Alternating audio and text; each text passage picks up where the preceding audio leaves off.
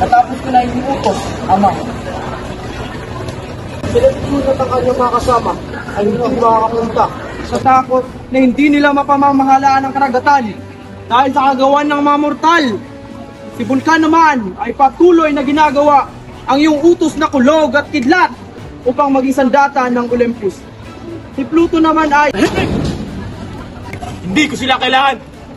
Heaven, Ganymede, handa ang nektar upang ang mga immortal ay uminom.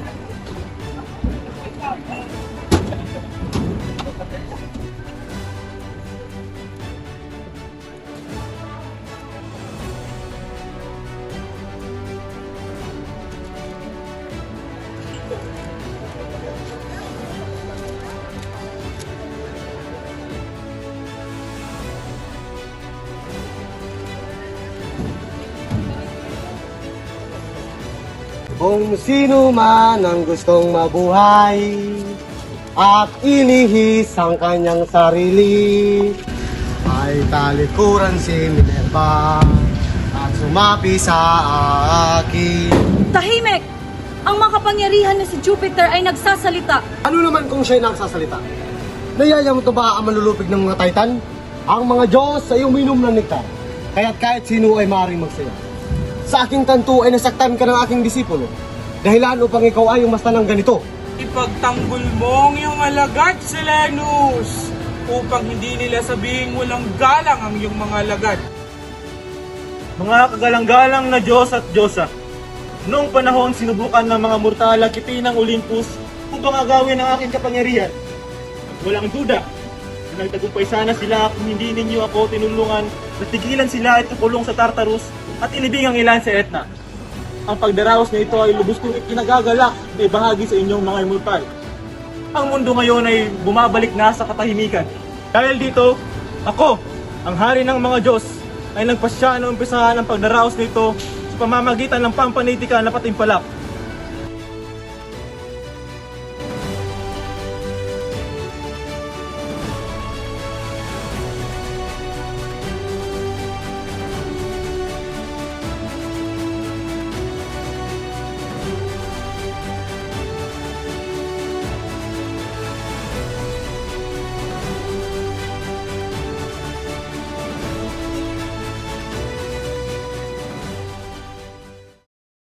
Ang tatlong premyo na ito ay magkasing halaga at ang magwawagi ang siyang tatanggap ng lahat ng ito.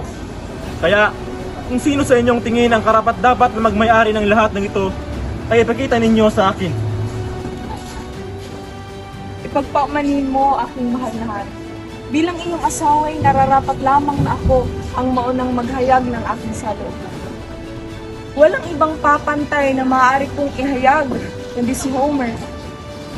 Sino ba naman ang mortal na mas higit pa kay Homer? Ang kanyang mga gawa ay iyad na puno ng tapang at kagitingan. Ang kanyang Odyssey sumasalamin sa kanyang pambihirang katalinuhan. Sino ang tulad niya na nagtala ng banayad na labanan gamit ang pagsusulat? Siyang umaawit ng makadiyos, karunungan, kabutihan, katapangan at kabayanihan gamit ang lahat ng tala sa kanyang awit.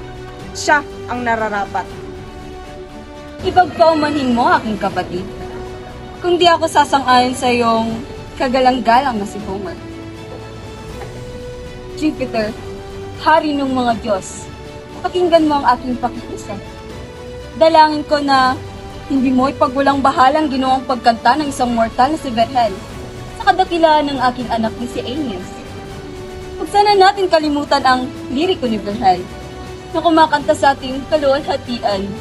Sa madaling sabi, si Vergel ang mas karapat-dapat na itanghal na panalo sa patimpalak na ito. Ano? At bakit naman ang isang makatang Romano ay mas higit pa sa isang Griego?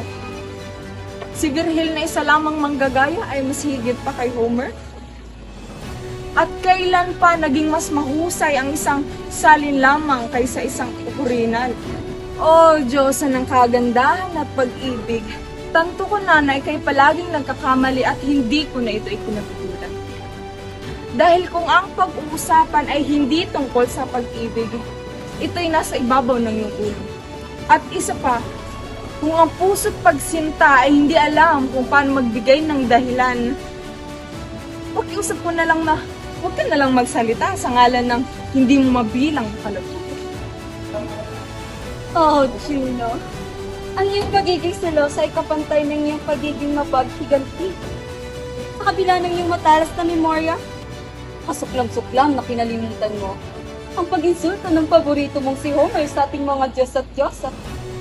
Ngunit, kung sa iyong pagtanto ay siya'y makatwiran at makatotohanan, ay ako'y nagagalak para sa iyo. Ngunit para sa akin, hayaan natin na ang mga Diyos at Diyosa ng Olympus ay magsabi. Oo, hayaan mong sabihin nila na sinasamba mo si Berhel dahil mabuti siya sa pananaw mo. At ikaw, Juno, pinagtatanggol mo si Homer dahil isa siyang makata ng paghiganti? Para kayong mga aso't pusa nagbabatuhan ng putik. At ikaw, Jupiter, bakit hinahayaan mong magbangayan ang dalawang ito? Nakaupo ka lang na parang isang batang nakikinig sa trilohiyang ito. Mahal kong kabiyak, bakit hinahayaan mo na ang halimaw na ito ay insultuin tayo? Ipatapon siya sa labas ng Olympus dahil ang hininga niya ay umaalingasaw. Isa pa, Purihin si Juno na hindi marunong mangutya at tinawag niya akong isang halimaw na umalis ngawang hininga. tumahimik ka, Diyos ng pangungutya sa gilid ng lawa ng Stygian. Tama na ang lahat ng ito. At pakinggan natin si Minerva ay ang kanyang opinyon ay nakaagapay ng aking magmula pa noon. Sa namang katulad mo, mapanghangad na intrimitido.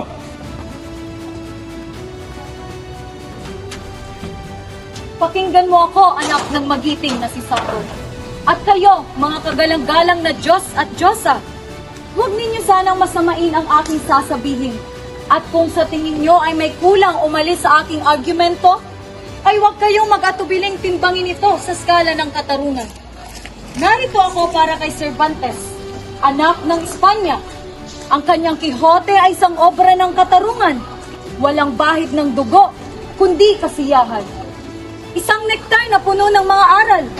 Mga aral na magbibigay ng kabutihan sa sangkatauhan. Kung ako'y inyong tatanungin tungkol sa busilak at kagandahang loob ng mortal na ito, ay aking nais ibahagi. Ngunit, mas mainam kung ating bigyan ng pansin ang mga sasabihin ni Apollo, ang Diyos ng musika at tula tungkol sa may akda ng Quixote. Tanggapin mo, aking ama, ang argumentong ibabahagi ko. Sa kabila ng kahirapan at pasakit sa buhay, si Cervantes ay hindi nagkulang na magpugay sa akin at ihandog ang kanyang liriko sa aking kalesa at kabayo. Kung sa isang kulungan ay nagawa mong lumipad at tumakas gamit ang pluma, at kanyang sining na kasing tamis at yaman ng gintong tubig ng Pactolus, kaya bakit hindi natin ibigay sa mortal na ito ang tagumpay sa patimpalak na ito? Ako ay sumasang-ayon kay Minerva. Ipagpaumanin ninyo mga kagalang-galang na Diyos at Diyosa kung kayo ay hindi sumasang-ayon sa aking opinyon. Kung ang pag-uusapan ay kahirapan, pagmamalupit at pagtitiis ni Cervantes ay gayon din naman si Homer, na isang bulag at miserable na naglalakbay sa iba't ibang nayon kasama ang kanyang liriko na natatanging kaibigan.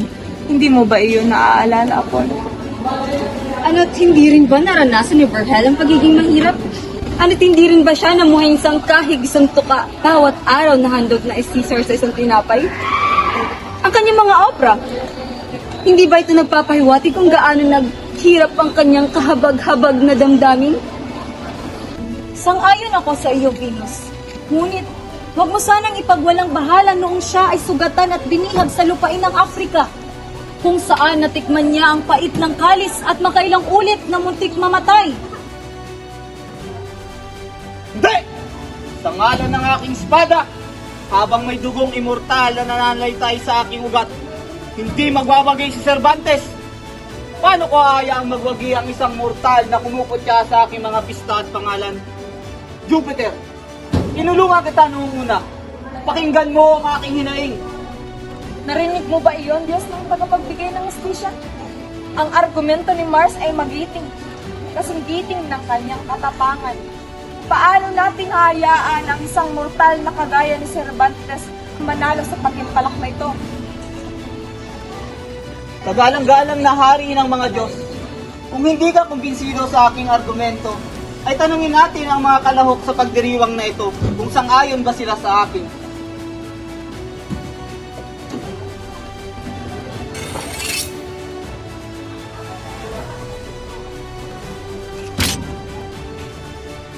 Kaawa-awang Mars.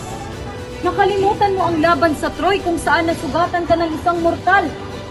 Kung ang iyong espada ang iyong ipinagmamalaki ay hindi ako natatakot. Ngunit upang hindi ako maihaling tulad sa isang katulad mo, ay aking nais ibahagi na mali ka sa iyong akala. Pinagsabihan ka ni Cervantes sa Lepanto, kung saan nawalan siya ng kaliwang kamay at muntikan ng mamatay. Nagbitiw si Cervantes bilang isang kabalyero dahil hindi na ito tama para sa kanyang sarili. Ngayon, kung hindi mo mamarapatin, ay tinatanggap ko ang iyong hamon.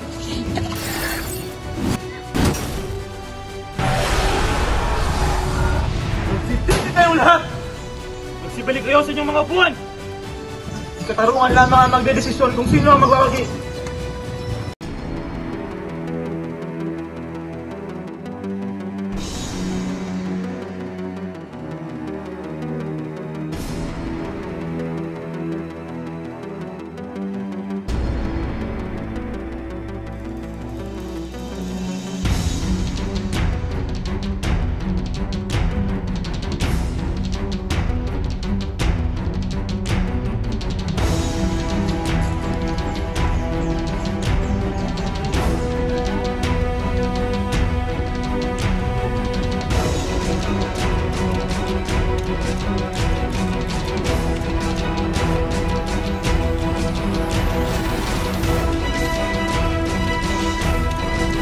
Diyos at mga Diyosa, ayon kay katarungan ay magkasing timbang lamang ang tatlong mortal na ito.